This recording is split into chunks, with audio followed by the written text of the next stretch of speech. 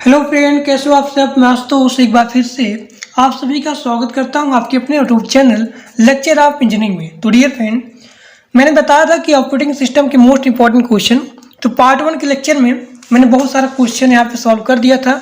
ये आपका है लेक्चर, मतलब पार्ट 2 है। अब देखिए मैंने क्या बताया था लेक्चर में पहले वाले में कि ऑपरेटिंग सिस्टम क्या होता है, इसका फंक्शन क्या होता है, फिर इसके मतलब यहाँ पे इसका डिफरेंस क्या होता है, ये मैंने बताया। फिर मैंने बताया था कि प्रोसेस से आप क्या समझते हैं, पीसीबी क्या होता है। अब देखिए अब मैं बताने जा रहा हूँ क्रिटिकल सेक्शन प्रॉब्लम, लेकिन सबसे पहले मैं बताऊंगा कि शेड्यूलिंग क्या होता है। देखिए ये शेड्यूलिंग बताने के बाद मतलब बहुत ज़्यादा एकदम कह रहा हूँ कि कसम से एकदम ब्रह्मास्त्र है, क्योंकि इस पे क्वेश्चन भी आते हैं। जो इसका एल्गोरिथम होता है, यानी कि सीपीयू शेड्यूलिंग का जो एल्गोरिथम होता है, इस पे क्वेश्चन आते हैं। ठीक, ये क्वेश्चन आप लोग पहले देख लीजिए कैसे होता है सॉल्व, क्योंकि बहुत ज़्यादा इंपॉर्टेंट है ये, मतलब आने ही वाला है क्वेश्चन। इसका हमेशा जो है न्यूमेरिकल आता है। तो सबसे पहले मैं इसको बताऊंगा। अगर मान लीजिए आप भूल भी गए थोड़ा सा ये सारा चीज़, लेकिन ये वाला आपको भूलना नहीं है, क्योंकि इस पर क्वेश्चन आएगा न्यूमेरिकल के रूप में। तो सबसे पहले मैं जा रहा हूँ बताने इसको। ठीक, तो ये वाला देख लीजिए क्या होता है शेड्यूलिंग। और मैं एक बात बोलना चाहता हूँ कि अगर आप लोग चैनल पर नए हैं तो चैनल सब्सक्राइब कर लीजिए और अपने दोस्तों के पास मैक्सिमम शेयर करिए। ठीक, जो लोग टेलीग्राम ग्रुप में नहीं ज्वाइंट हैं उसका लिंक दिया गया है, चाहे ज्वाइन हो जाइए। अब देखिए शेड्यूलिंग क्या होता है, शेड्यूलिंग एल्गोरिथम क्या होता है। देखिए यह क्या होता है शेड्यूलिंग, इतना अच्छा तरीके से बताऊंगा मतलब पूरा समझ में आएगा। एक ऐसा वे होता है या फिर ये सिलेक्ट करता है, selecting a process from ready queue and put in the CPU. ये मैं लिख के इसलिए बता रहा हूँ ताकि बढ़िया समझ में आ जाए। अब जैसे हमारा है ये लिखने का मतलब देखिए एक ही लाइन में समझ जाएंगे। यहाँ पे आपका रेडी क्यू है, रेडी क्यू है। तो जो हमारा मतलब ये शेड्यूलिंग होता है, ये क्या करता है प्रोसेस को, यहाँ पे प्रोसेस को सिलेक्ट करता है। इस प्रोसेस को ये जो है रेडी क्यू से सिलेक्ट करेगा और सिलेक्ट करने के बाद इस प्रोसेस को पुट करता है किसमें, सीपीयू में। तो जब भी पूछा जाए कि बताओ शेड्यूलिंग एल्गोरिथम क्या होता है, तो बताएंगे कि भाई देखो यह जो है प्रोसेस, यानी कि रेडी क्यू से प्रोसेस को यहाँ पे सिलेक्ट करेगा और सिलेक्ट करने के बाद ये यहाँ पे सीपीयू में स्टोर कर देगा या फिर पुट कर देगा। तो यही हमारा हो गया मतलब शेड्यूलिंग एल्गोरिथम। अब देखिए इसमें आता है हमारा दो चीज़। पहला हमारा हो गया प्रीएम्पशन बोलिए या फिर बोलिए प्रीएम्प्टिव शेड्यूलिंग एल्गोरिथम, और दूसरा हमारा आता है यहाँ पे नॉन प्रीएम्पशन।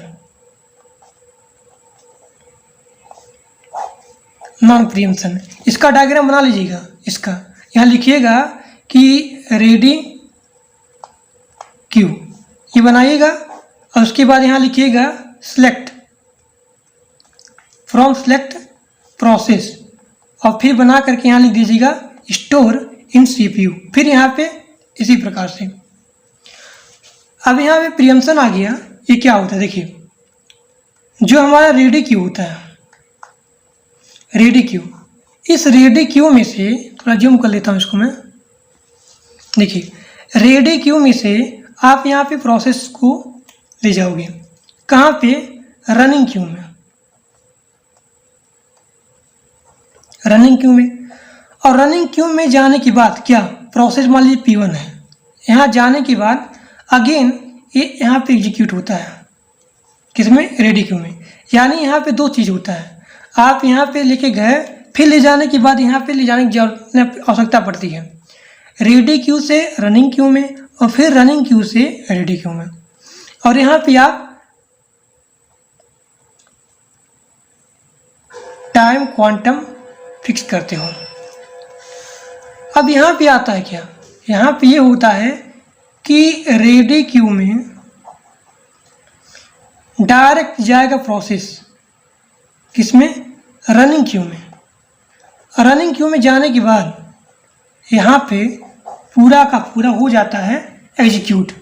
यहाँ पे पूरा का पूरा हो जाएगा एग्जीक्यूट और यहीं पे हो जाएगा टर्मिनेट, यानी यहाँ पे आवश्यकता नहीं पड़ेगी यहाँ जाने के लिए। तो ये हमारा हो गया नॉन प्रीएम्पशन। अब देखिए प्रीएम्पशन में हमारा आ जाता है, लिखेंगे कि in preemption does preemptive only for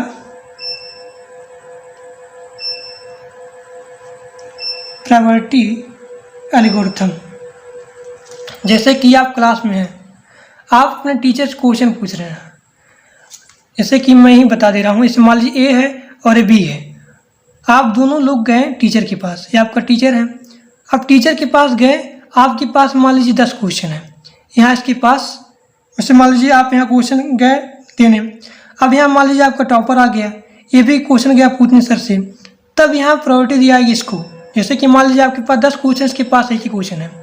अभी यहाँ पे जाएंगे दोनों लोग पूछने, तो सर बोलेंगे कि देखो इसके पास एक ही क्वेश्चन है, लाओ सबसे पहले मैं इसको बता देता हूँ फिर आपको बताऊँगा। यानी कि इसमें क्या होता है कि प्रीएम्प्टिव, यानी कि यहाँ पे प्रायोरिटी दी जाती है। ठीक, अब यहाँ पे एल्गोरिथम देखिए, नॉन प्रीएम्पशन में आता है एल्गोरिथम FCFS, मतलब first come first serve. SJF मतलब शॉर्टेस्ट जॉब फर्स्ट।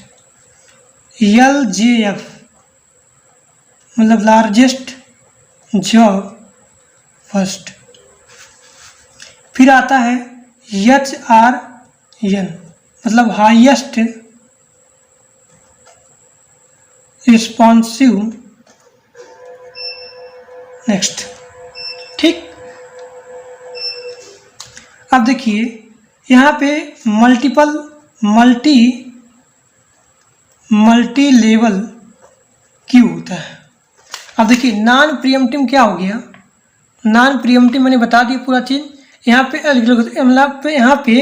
एल्गोरिथम आता है FCFS, SJF आता है और LJF आता है, HRN आता है, और यहाँ मल्टी लेवल क्यू होता है। ठीक, यानी कि नॉन प्रीएम्पशन में ये सारे यहाँ पे एल्गोरिथम आते हैं। अब जब मैं बात करता हूँ प्रीएम्पशन में, तो प्रीएम्पशन में आ गया हमारा SRTF, LRTF, और यहीं पे आता है हमारा राउंड रोबिन। SRTF मतलब क्या हो गया, शॉर्टेस्ट रिमेनिंग टाइम फर्स्ट लिख लीजिएगा। यहाँ पे आ गया लार्जेस्ट रिमेनिंग टाइम फर्स्ट, उसके बाद राउंड रोबिन आ गया। तो आप लिखेंगे इसका अंतर यहाँ पे कि अगर यहाँ प्रोसेस गया रनिंग पे, फिर को दोबारा जाने की यहाँ पे आवश्यकता पड़ती है। यहाँ पे जैसे ही रेडी क्यू से यहाँ जाएगा रनिंग क्यू में, यहाँ पे दोबारा रेडी क्यू में जाने की आवश्यकता नहीं पड़ती है, यहाँ पूरा का पूरा एग्जीक्यूट हो जाता है। फिर बताएंगे कि नॉन प्रीएम्पशन में क्या होता है, FCFS होता है, SJF होता है, LJF होता है, HRN होता है, और यहाँ पे ये सारे एल्गोरिथम होते हैं। और फिर यहाँ पे होता है, यानी प्रीएम्पशन में क्या होता है, STRF हो गया हमारा, और यहाँ पे LRTF हो गया, और राउंड रोबिन हो गया। ये सारा चीज़ बताएंगे। अब मैं जा रहा हूँ सिर्फ क्वेश्चन करवाने, जो कि बहुत इंपॉर्टेंट है, तो रुके रहिएगा, क्लास छोड़ के भागिएगा मत। अब क्वेश्चन सॉल्व करने से पहले आपको यहाँ पे जानना पड़ेगा कि डिफरेंस टाइम CPU शेड्यूलिंग, यानी कि यहाँ पे CPU शेड्यूलिंग होता है, इसमें जो टाइम्स होती हैं इसके बारे में आपको जानना पड़ेगा, जो कि बहुत इंपॉर्टेंट होता है। अभी देखिए, जैसे कि हमारा हो गया अराइवल टाइम, जैसे कि यहाँ बैंक है, आप बैंक में मान लीजिए गए 11 बजे, 11 AM पे आप गए, तो आपको जो अराइवल टाइम होगा, अराइवल टाइम वो क्या होगा, 11। आप जैसे यहाँ से बाहर जाते हो, मतलब पूरा काम करने के बाद, ये हमारा क्या होता है, कंप्लीटेशन टाइम होता है, कंप्लीशन होता है। यानी कि आप 12 बजे मान लीजिए यहाँ पे गए, 12 बजे गए, तो ये हमारा क्या हो गया, 12 कंप्लीशन टाइम हो गया। आप जैसे यहाँ पे जाते हो बैंक में, अब बैंक पे आप जाते हैं तो क्लर्क होता है, आप उसको दोगे कि पैसा जमा करना है, तो आप उसको मतलब जमा, देखिए एक सेकंड मैं बता दे रहा हूँ। जैसे कि आप बैंक में गए पैसा जमा करने के लिए, ये बैंक आपका है, आप बैंक में गए तो यहाँ क्लर्क होगा, आप क्लर्क से मिलेंगे कि हमको पैसा जमा करना है, तो यहाँ जो टाइम लगेगा, टाइम यानी कि एग्जीक्यूशन करने के लिए टाइम आपको लगता है, वही हमारा होता है बस टाइम। ठीक, देखिए जैसे कि यहाँ पे इसके पास गए तो जो टाइम लगेगा लेने में, देने में, उसके बाद यहाँ पे कुछ टाइम लगेगा ये भी कि फॉर्म भरने में, तो ये पूरा टाइम हमारा होता है बस टाइम। ठीक, अब देखिए अगर जैसे मान लीजिए आप इन दोनों के बीच में बात हो रही थी, आपके बीच में मान लीजिए आप हैं, एक क्लर्क है, इन दोनों में बात हो रही है। अब जैसे ही मान लीजिए क्लर्क है, ये क्लर्क हो रही बात, यानी यहाँ 15 मिनट लगने वाला था, 15 मिनट यहाँ पे लगने वाला था, तैसे इसके मालिक का फ़ोन आ गया। अभी यहाँ पे गया, यहाँ पे कुछ टाइम लगा, तो यही हमारा होता है टर्न अराउंड टाइम। जैसे कि यहाँ देखिए पूरा बढ़िया तरीके से, अराइवल टाइम क्या होता है कि the time at which process enter the ready queue and state Q, यानी कि आप जैसे ही रेडी क्यू में इंटर किए वो जो टाइम लगता है, चाहे रेडी क्यू में चाहे यहाँ पे स्टेट क्यू में, जैसे आपने इंटर किया वही हमारा होता है अराइवल टाइम। तो अराइवल टाइम क्या होता है, arrival time it is a point of time, पूरा बढ़िया से लिखा हूँ देख लीजिएगा। अगर एग्जीक्यूशन टाइम, मान लीजिए आपने इंटर किया, अब वहाँ पे आपने यहाँ पे इंटर हो गया प्रोसेस, अब प्रोसेस जैसे यहाँ पे इंटर हुआ, अब उसको एग्जीक्यूशन करने में जितना टाइम लगा वही हमारा होता है बर्स्ट टाइम। ठीक, अब देखिए कंप्लीशन टाइम क्या होता है, the time at which process complete, यानी कि यहाँ पूरा अराइवल टाइम से लेके बर्स्ट टाइम से लेकर के पूरा जो यहाँ टाइम मतलब एग्जीक्यूशन जो आपका कंप्लीट होने में जो समय लगा वही हमारा होता है कंप्लीशन टाइम। आपने यहाँ से बैंक में इंटर किया 11 बजे, तो आपका अराइवल टाइम 11 हुआ, जैसे आप बाहर निकले वही हमारा होता है कंप्लीशन टाइम। अब देखिए ये हो गया हमारा। टर्न अराउंड टाइम क्या होता है कि जो हमारा कंप्लीशन टाइम होता है, कंप्लीशन टाइम, इनका डिफरेंस और अराइवल टाइम का डिफरेंस, इसका कंप्लीशन टाइम का और अराइवल टाइम का जो डिफरेंस होता है वही हमारा होता है टर्न अराउंड टाइम। वेटिंग क्या होता है, TAT माइनस बीटिंग, यानी कि turn around time minus BT, यही हमारा होता है वेटिंग टाइम। और रिस्पॉन्सिव टाइम क्या होता है, the time at which a process get CPU first time minus arrival time. अब जैसे आप क्वेश्चन टाइम यहाँ सॉल्व करते हैं तो यहाँ पे नॉन प्रीएम्प्टिव क्या होता है कि रिस्पॉन्स टाइम और वेटिंग टाइम यहाँ पे बराबर होता है, अभी देखेंगे क्वेश्चन में। देखिए अब देखिए मैं यहाँ बात करने जा रहा हूँ FCFS के बारे में, यानी कि फर्स्ट कम फर्स्ट सर्व। अब जो हमारा FCFS होता है इसका क्राइटेरिया क्या होता है, अराइवल टाइम। इसका जो मोड होता है नॉन प्रीएम्प्टिव होता है। अब देखिए क्वेश्चन बहुत ज़्यादा इंपॉर्टेंट है, बहुत ज़्यादा इंपॉर्टेंट है ये, क्योंकि बहुत ज़्यादा ये आता है एग्जाम में। आएगा जो हमारा FCFS हो गया और जो हमारा हो गया SGF, ये दोनों बहुत आते हैं। अब देखिए यहाँ पे दिया गया है कि अराइवल टाइम आपको दिया गया है, अब आपको ये फाइंड करना है कि बर्स्ट टाइम क्या होता है, कंप्लीशन टाइम क्या होता है, टर्न डाउन टाइम क्या होता है, वेटिंग टाइम क्या होता है, और यहाँ पे रिस्पॉन्सिव टाइम क्या होता है। देखिए जब भी यहाँ पे आप सॉल्व करते हैं इसको, तो आप लेंगे यहाँ पे गैंट चार्ट। जो गैंट चार्ट होता है ये क्या होता है कि आपको सॉल्यूशन होता है, उस सॉल्यूशन का न्यूमेरिकल जो सॉल्यूशन होता है उसको आसान कर देता है। अब देखिए आप कैसे करेंगे, एकदम ध्यान से देखिए इसको। ये यहाँ 0 से स्टार्ट होता है, ये हमारा क्या हो गया, टाइम हो गया।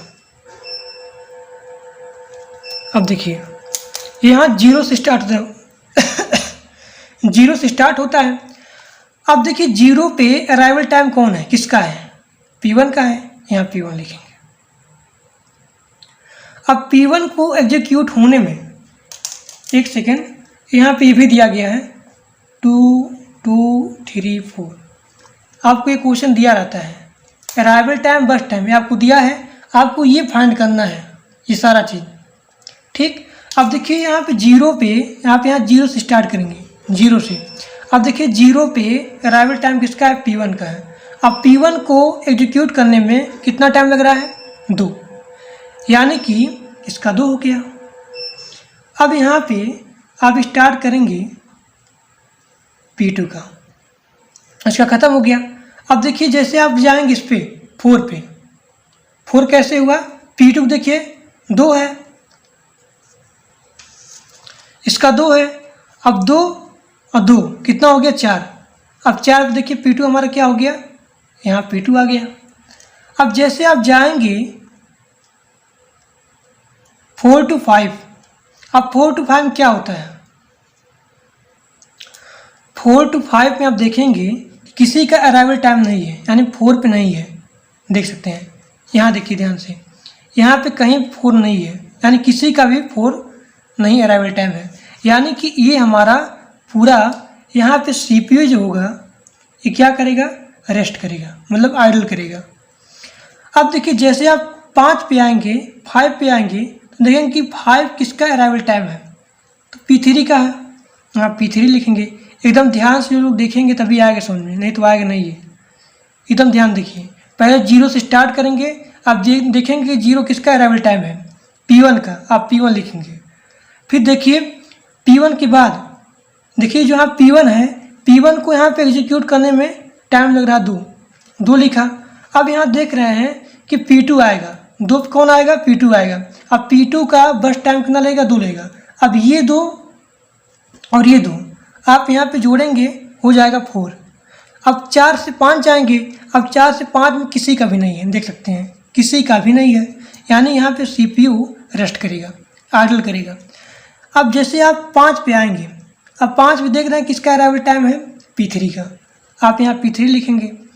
ठीक, अब P3 देख सकते हैं कि इसका बस टाइम कितना हो रहा है? यहाँ पे 3 हो रहा है, यानी कि इसको एग्जीक्यूशन करने में 3 टाइम लग रहा है। अब ये 3 ये 5 जोड़ेंगे, कितना हो गया? 3 और 5 8 हो गया। ये दोनों आप जोड़ेंगे 8 आ जाएगा। अब देखिए P3 यानी कि 5 से लेकर के 8 तक किसी का अराइवल टाइम है? 5 से लेकर के 8 तक, यहाँ देखिए 5 से लेकर के 8 तक किसी का अराइवल टाइम है? तो बोलेंगे यस, P4 का है। यानी 5 और 8 के बीच में किसका है? इसका है। तो यही हमारा हो गया, यहाँ पे P4 हो गया। अब P4 का देखिए 4 है, 4 8 कितना हो गया? 12। फिर से देख लीजिए मैंने क्या बोला, यहाँ पे 0 से स्टार्ट होगा P1। अब 0 से स्टार्ट होगा, यहाँ पे ध्यान देखिएगा 0 से स्टार्ट होगा, अराइवल टाइम किसका? P1 का है, मैंने यहाँ 0 लिखा। ठीक, अब जैसे देख रहे हैं यहाँ P1 0 इसका है, अब ये इसका बर्थ टाइम 2 हो गया।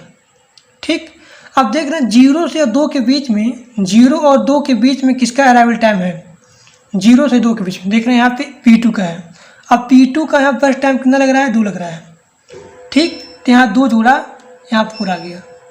ठीक, अब यहाँ देखेंगे कि टोटल यहाँ पे एजुकेशन कितना हो रहा है? 12 हो रहा है, अगर पूरा पूछा जाए, यानी 12 बजे सारे प्रोसेस खत्म हो गए। अब आपको निकालना है CT। आप CT कैसे निकालेंगे? CT इक्वल टू क्या होता है हमारा? यहाँ पे CT आप यहाँ देखिए P1 का, एक सेकेंड, CT में देखेंगे आप राइट साइड में, यहाँ मैं लिख दे रहा हूँ राइट साइड। अब P1 का राइट साइड क्या है? 2 है, यहाँ देख सकते हैं 2, फिर मैंने यहाँ 2 लिखा। P2 का राइट साइड 4 है, P3 का राइट साइड 8 है, P4 का 12 है। अब TAT टर्न अराउंड टाइम बराबर क्या होता है? इसका मतलब होता है कंप्लीशन टाइम माइनस यहाँ पे हो गया अराइवल टाइम। ट्रिक देख लीजिए, लास्ट में 80 आएगा, मतलब अराइवल टाइम, और CT कंप्लीशन टाइम, और यहाँ पे अराइवल टाइम माइनस किंग। 2 में से 0 गया 2, 4 में से 1 गया यहाँ पे 3, 8 में से 5 गया 3, 12 में 6 गया यहाँ पे 6 आएगा। वेटिंग टाइम क्या होता है? टर्न अराउंड टाइम माइनस बस टाइम। अब यहाँ देख सकते हैं कि टर्न अराउंड टाइम क्या है? 2 है, और बस टाइम क्या है? 2 है। 2 में से 2 गया 0, 3 में से 2 गया 1, 3 में से 3 गया 0, और 6 में से 4 गया 2। अब मैंने क्या बताया था कि रेस्पॉन्स जो हमारा रिस्पॉन्सिव टाइम होता है और वेटिंग टाइम क्या होता है? नॉन प्रीएम्प्टिव में दोनों बराबर होते हैं, 0 1 02। ठीक, अब आगे देखिए, आगे हमारा आता है शॉर्टेस्ट जॉब फर्स्ट। इसका भी न्यूमेरिकल आता है एग्जाम में, यानी कि SJF। देखिए क्या होता है, इसका मतलब होता है it means a process whose burst time will be lower, we will select that process। यानी जिसका बर्स्ट टाइम क्या होगा, कम होगा, जिसका यहाँ पे बर्स्ट टाइम कम होगा उसी को हम लोग यहाँ पे सिलेक्ट करते हैं। we will select that process। इसका मान लीजिए कोई प्रोसेस है, इस प्रोसेस का बर्स्ट टाइम यहाँ कम है, अब इसका बर्स्ट टाइम कम है तो इसी को हम लोग क्या करेंगे, सिलेक्ट करेंगे। तो बताएंगे, देखिए यहाँ पे लग भी रहा है कि शॉर्टेस्ट मतलब क्या, कम, जिसका यहाँ बर्स्ट टाइम कम है उसी को हम लोग यहाँ पे सिलेक्ट करेंगे। इसका क्राइटेरिया क्या होता है, इसका क्राइटेरिया ये होता है बर्स्ट टाइम। इसका मोड क्या हो गया, किस में आता है, नॉन प्रीएम्प्टिव आता है। नॉन प्रीएम्प्टिव मतलब क्या हो गया कि आपका यहाँ पे रेडी क्यू गया, रेडी क्यू जैसे प्रोसेस गया इसमें रनिंग में, और तो रनिंग में जा करके पूरा का पूरा एग्जीक्यूट हो जाता है। अब इसका क्वेश्चन देख लीजिए। अब ये देखिए आपके सामने क्वेश्चन दिया गया है, प्रोसेस नंबर दिया गया P1 P2 P3 P4, 80 दिया गया है यहाँ पे, मतलब अराइवल टाइम और यहाँ बर्स्ट टाइम दिया गया है। अब आपको ये सारा चीज़ निकालना है। कैसे निकालेंगे, देखिए सबसे पहले आप यहाँ पे उस न्यूमेरिकल को इजी करने के लिए लिखेंगे ग्रांट चार्ट। ये बहुत ही इंपॉर्टेंट होता है। ठीक, अभी जैसे आप लिखेंगे तो सबसे पहले आप यहाँ पे स्टार्ट करेंगे, टाइम हमारा हो गया, टाइम आप यहाँ 0 से स्टार्ट करेंगे, 0 से। अब देख रहे हैं यहाँ पे कि 0 पे किसी का भी अराइवल टाइम है, यहाँ पे देखिए किसी का भी नहीं है, यानी 0 से लेकर के 1 तक, 0 से लेकर के 1 तक जो है CPU होगा, ट्रायल होगा। अब आइए 2 पे आइए। अब जैसे आप 2 पे आएंगे, 2 पे आप देखते हैं कि यहाँ पे 2 पे, यहाँ देखिए 2 पे आएंगे तो यहाँ P2 हमारा है। ठीक, यहाँ देखिए ध्यान से, ये हमारा 1 है। अब 1 पे देख रहे हैं हमारा जो अराइवल टाइम 1 है, ये हमारा P1 का भी है और यहाँ P3 का भी है, यानी यहाँ P1 का भी है और P3 का भी है। ध्यान दीजिए, यहाँ पे P1 का भी यहाँ पे अराइवल टाइम 1 है और यहाँ P3 का भी 1 है। अब देखेंगे इन दोनों में से किसका बर्स्ट टाइम कम है, तो यहाँ देख रहे हैं कि यहाँ P3 का जो बर्स्ट टाइम है कम है, किसकी तुलना में, P1 की तुलना में, यानी आप इसको लिखेंगे P3। अब जैसे यहाँ P3 लिखेंगे, इसका बर्स्ट टाइम कितना है, 2। अब 2 और 1 कितना हो जाएगा, यहाँ पे 3। ठीक, अब यहाँ देखिए, अब 3 पे देख रहे हैं, 3 पे हमारा कौन आ गया, यहाँ देखिए 1 से लेकर के 3 के बीच में, 1 से लेकर के 3 के बीच में कौन आएगा, P2 आ गया हमारा, और ये हमारा आ गया P3 आ गया। अब यानी P3 हमारा पहले से इंटर हो गया है, इसको छोड़िए, यानी पहले कौन बचा था, P1 बचा था, तो यानी P1 और P2 ये बचा यहाँ पे। भाई P3 हमारा पहले हो चुका है। अब देखिए यहाँ 3 पे कौन आएगा, 3 पे यानी 1 से लेकर के 3 के बीच में कौन है, P1 हमारा है और P2 हमारा है अराइवल टाइम, यानी ये दोनों आएंगे। अब दोनों में देखेंगे कि जिनका यहाँ बर्स्ट टाइम सबसे कम है वही आएगा। अब देख रहे हैं P1 का बर्स्ट टाइम सबसे कम है, यानी 3 आएगा, यानी P1 का आएगा, यहाँ P1 लिखेंगे। अब P1 का यहाँ देख रहे हैं, P1 का बर्स्ट टाइम कितना है, 3 है, यहाँ पे कितना है, 3, तो 3 कितना हो जाएगा, 6। अब आगे देखिए 3 और 6 में से, यानी P1 का यहाँ पे ख़त्म हो गया मैटर, अब P3 का भी यहाँ पे ख़त्म हो गया, यानी P2 बचा है, P2 और P4। अब देखिए 3 और 6 में से किसका आएगा अराइवल टाइम, 3 और 6 में से 2 ही बचा है। अब यहाँ देखेंगे दोनों में से P2 हमारा बचा है, यहाँ स्टार मार दे रहा हूँ, P2 और P4। अब P2 और P4 में से कौन आएगा? जो यहाँ पहले हुआ था, यानी जो मेरा पहले अराइवल हुआ तो वही आएगा यहाँ पे। अब P2 आएगा, P2 का कितना हो गया? 4 है। P2 का यहाँ बर्स्ट टाइम कितना है? 4 है। अब ये 4 और यहाँ पे 6 कितना हो गया? 10 हो गया।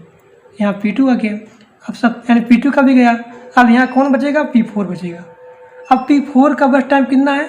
4 है, यानी 10 और 4 कितना हो गया? 14 हो गया। तो टोटल यहाँ प्रोसेस कितना हो गया टाइमिंग एजुकेशन के लिए? 14 हो गया। अब यहाँ पे आराम से CT निकाल सकते हैं बढ़िया तरीके से। अब CT देखिए, P1 का राइट साइड 3, ठीक, जो राइट साइड होगा वही निकालेंगे। P1 का, एक सेकंड, P1 कह रहा हूँ तो P3 है, P1 का 6 होगा, P1 का 6 देखिए। अब P2 का 10 है, P3 का 3 है, P4 का 14 है। अब T80 इक्वल क्या होता है? CT minus AT।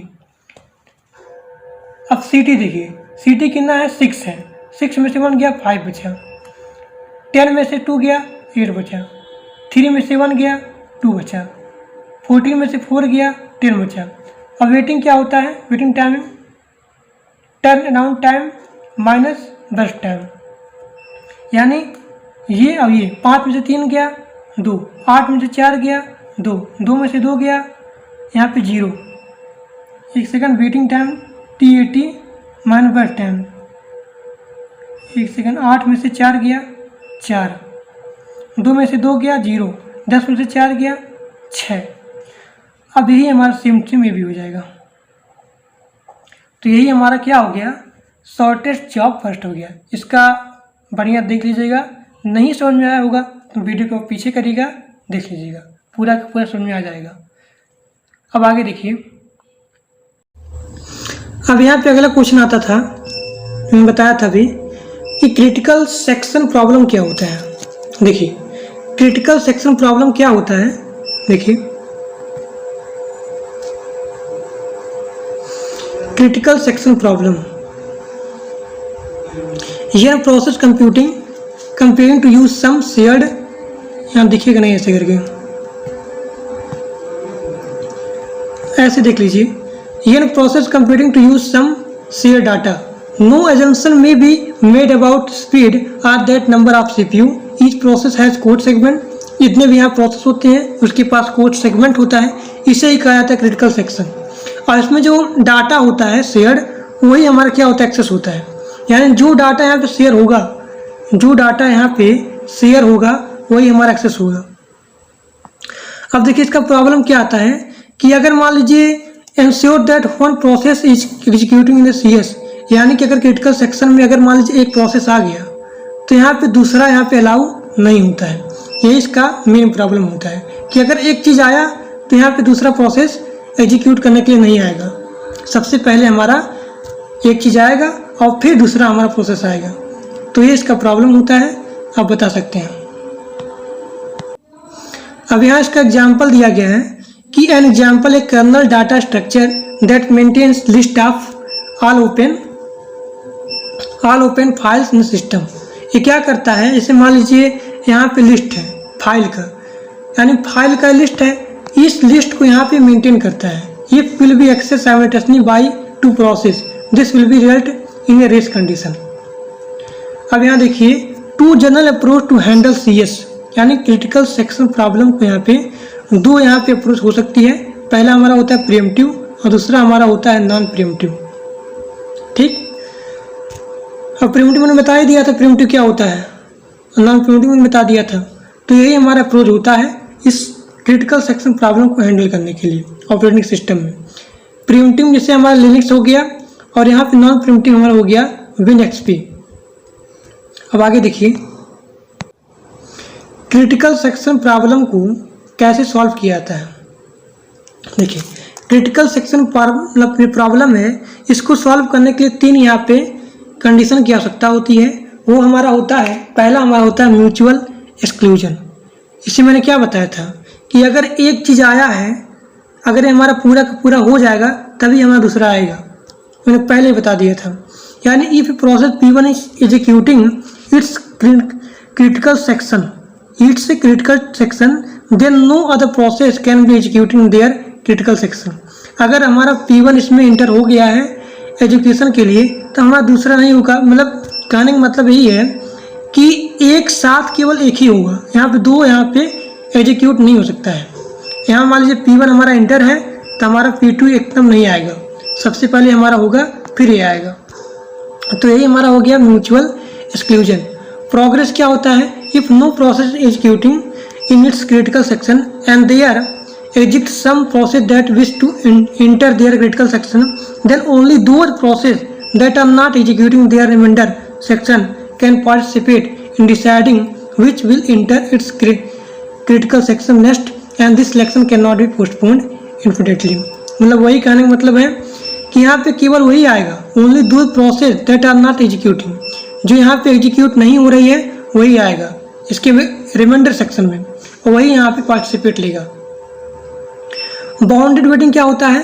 Bounded waiting वही होता है there exist bound or limit on the number of time that other process are allowed to enter their critical section after the process has made a request to the enter its critical section of and before that request is generate. देखिए इसे कहने का मतलब क्या है कि अगर एक चीज़ यहाँ पे आया यानी कि बाउंड्री मतलब क्या होता है? There exist bound or limit on the number of time that other process are allowed to enter their critical section after a process has made a request। यहाँ पे एक चीज़ मान लीजिए यहाँ पे आ गया, अब आने के बाद क्या होता है को मतलब यहाँ जो दूसरा चीज़ आएगा वो यहाँ पे रिक्वेस्ट करेगा। तो यही हमारा होता है क्रिटिकल सेक्शन प्रॉब्लम के सॉल्व करने के लिए यहाँ पे 3 रिक्वायरमेंट 3 यहाँ पे कंडीशन आप यहाँ बोलेंगे और इसको पूरा आप बताएंगे अच्छे तरीके से कि मैंने बता दिया कि क्रिटिकल सेक्शन प्रॉब्लम क्या होता है और इसको सॉल्व करने के लिए कौन सी यहाँ पे कंडीशन होती है। और जो क्वेश्चन बाकी है उसको आप लोग देख लीजिएगा क्योंकि वो सारा कि एकदम थ्योरेटिकल टाइप का था। मैंने एल्गोरिथम इसलिए बताया क्योंकि वो थोड़ा न्यूमेरिकल टाइप का था जो कि बहुत इंपॉर्टेंट है वो। तो आज के लिए बस इतना ही। Thank for watching my video. जिन लोग को वीडियो मेहनत अच्छा लगा उन लोग लाइक करें, सब्सक्राइब करें और अपने दोस्तों के पास शेयर भी कर दें। Thank you.